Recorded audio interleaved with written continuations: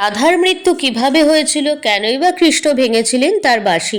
শ্রীকৃষ্ণের কথা বলতে গেলেই আমরা কৃষ্ণের আগে রাধাকে রাখি, অর্থাৎ আমরা রাধা কৃষ্ণ বলি। তাই রাধা ও কৃষ্ণকে আমরা যুগলিত রূপে দেখি। তাদের আধ্যাত্মিক প্রেমের সম্বন্ধিত বিষয়টিও উল্লেখ আছে। কিন্তু কৃষ্ণ চলে যাওয়ার পরে রাধারানী কি হলো? কেনই বা কৃষ্ণ তার বাঁশি ভেঙেছিল, জানেন কি? এই প্রশ্নের উত্তর জানাতেই আজকের ভিডিওটা। নমস্কার, আমি তমালির গল্প চ্যানেলে আপনাদের অনেক স্বাগত। আমার চ্যানেলে যদি আপনারা নতুন হয়ে থাকেন তাহলে সাবস্ক্রাইব করার অনুরোধ রইল, আর পাশে থাকা বেল আইকনটাও প্রেস করে দিলে আমার নিত্য নতুন ভিডিওগুলো যখন আমি আপলোড করব আপনাদের কাছে পৌঁছে যাবে। সবচেয়ে প্রিয় ছিল যেটা বাঁশি ও রাধা। আর শ্রীকৃষ্ণের এই বাঁশির শব্দ শুনেই রাধা শ্রীকৃষ্ণের প্রতি আকৃষ্ট হয়ে চলে আসতেন। আর এই কারণে শ্রীকৃষ্ণ তার বাঁশিটিকে সব সময় নিজের কাছেই রাখতেন। তাই শ্রীকৃষ্ণ ও রাধার প্রেমের প্রতীক হিসেবে গণ্য করা হয় এই শ্রীকৃষ্ণের বাঁশিটিকেই। রাধারানীর মৃত্যু হয়েছিল নাকি হয়নি, এবং মৃত্যু হলেও কিভাবে হয়েছিল, এই নিয়ে রয়েছে নানান মতামত। আর এই সব মতের মধ্যে একটি হলো যে যখন শ্রীকৃষ্ণ বলরামকে মামা কংস আমন্ত্রিত করেছিলেন, তখন শ্রীকৃষ্ণ রাধা থেকে প্রথমবারের জন্য আলাদা হয়েছিলেন। শ্রীকৃষ্ণ যখন বৃন্দাবন ছেড়ে মথুরা যাওয়ার আগে রাধার সাথে দেখাও করেছিলেন, আর তার মনে চলা সমস্ত কথাও খুলে বলেছিলেন তিনি রাধাকে, এবং প্রতিজ্ঞা করেছিলেন যে রাধার কাছেই তিনি ফিরে আসবেন।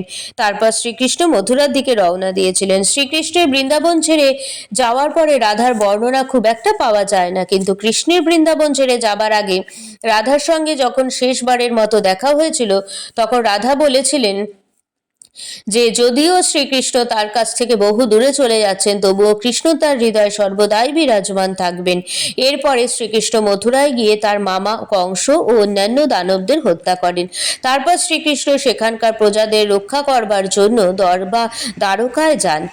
সেখানে নিজ নগরী স্থাপন করেন এবং দ্বারকাধীশ নামে জনপ্রিয় হন। শ্রীকৃষ্ণের বৃন্দাবন ছাড়ার পর রাধা আয়ান ঘোষের স্ত্রী হওয়ায় তার স্ত্রী ধর্ম নিষ্ঠার সাথে পালন করেন, কিন্তু রাধার হৃদয় সবসময় কৃষ্ণের জন্যই সমর্পিত ছিল।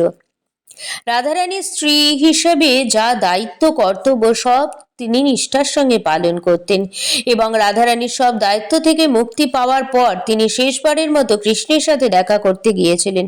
কৃষ্ণের সাথে দেখা করতে গিয়ে তিনি দ্বারকায় পৌঁছেছিলেন। তখন তিনি কৃষ্ণের রুক্মিণী ও সত্যভামার বিয়ের কথা শুনেছিলেন, কিন্তু রাধারানী তাতে দুঃখিত ছিলেন না, বরং খুশিই হয়েছিলেন। কৃষ্ণ রাধাকে দ্বারকায় দেখে খুব খুশিও হয়েছিলেন। তবে কৃষ্ণের শহর দ্বারকাতে কেউ রাধাকে জানত না, এবং রাধার শ্রীকৃষ্ণকে অনুরোধ করায় শ্রীকৃষ্ণ তাকে প্রাসাদে এক সেবিকা হিসেবে নিযুক্ত করেছিলেন। তারপর থেকে রাধা সারা দিন প্রাসাদেই থাকতেন এবং প্রাসাদ সম্পর্কিত নানা রকম কাজগুলি দেখাশোনা করতেন। তবে প্রাসাদে রাধা আগের মতো কৃষ্ণের সাথে আধ্যাত্মিক সংযোগ অনুভব করতে পারতেন না। তাই রাধা ভেবেছিলেন যে প্রাসাদ থেকে তিনি দূরে চলে গেলেই শ্রীকৃষ্ণের সাথে গভীর সম্পর্ক বা ঘনিষ্ঠ সম্পর্ক স্থাপন করতে পারবেন।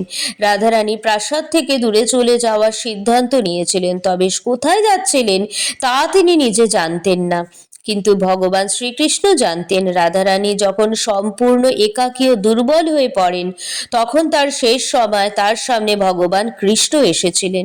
তারপর ভগবান শ্রীকৃষ্ণ রাধাকে বলেন যেন রাধা তার কাছে কিছু দাবি করেন। তখন রাধা শ্রীকৃষ্ণকে অনুরোধ করেন যে তিনি শ্রীকৃষ্ণকে বাঁশি বাজানো অবস্থায় দেখতে চান। তাই শ্রীকৃষ্ণ রাধার কথা রাখতে গিয়ে তিনি তার বাঁশিটিকে বের করেন এবং মধুর সঙ্গীত বাজাতে শুরু করেন। তারপর থেকে কৃষ্ণ দিন রাত বাঁশি বাজাতে থাকেন, যতক্ষণ পর্যন্ত না রাধা তার দেহত্যাগ করে আধ্যাত্মিক রূপ ধারণ করে, কৃষ্ণের সাথে বিলীন না হয়ে যান। বাঁশির শব্দ শুনে রাধা তার দেহ ত্যাগ করে দেন, আর তাই রাধার মৃত্যু সহ্য করতে না পেরে তাদের প্রেমের প্রতীক হিসেবে বাঁশিটিকে ভেঙে ফেলেছিলেন এবং জঙ্গলে ছুঁড়ে ফেলেছিলেন। তারপর থেকে কৃষ্ণ তার কোনো দিনই বাঁশি বাজাননি।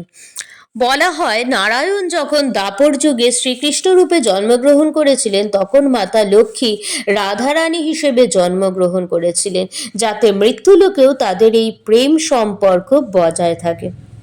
আশা করি আজকের ভিডিওতে আপনাদের সম্পূর্ণরূপে রাধারানীর মৃত্যু, রাধারানীর প্রেম সম্পর্কে এবং কৃষ্ণ কেন বাঁশি ভেঙেছিলেন এই ব্যাপারে আমি বোঝাতে পেরেছি বা জানাতে পেরেছি।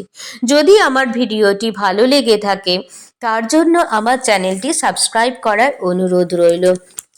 আর যদি আমার ভিডিওটা ভালো লেগে থাকে তাহলে লাইক কমেন্ট করতেও ভুলবেন না। আর সম্পূর্ণ ভিডিওটা দেখার জন্য আপনাদের অসংখ্য ধন্যবাদ। আজকে এইটুকুই, অন্য দিন একটি নতুন ভিডিও নিয়ে আসবো আপনাদের কাছে।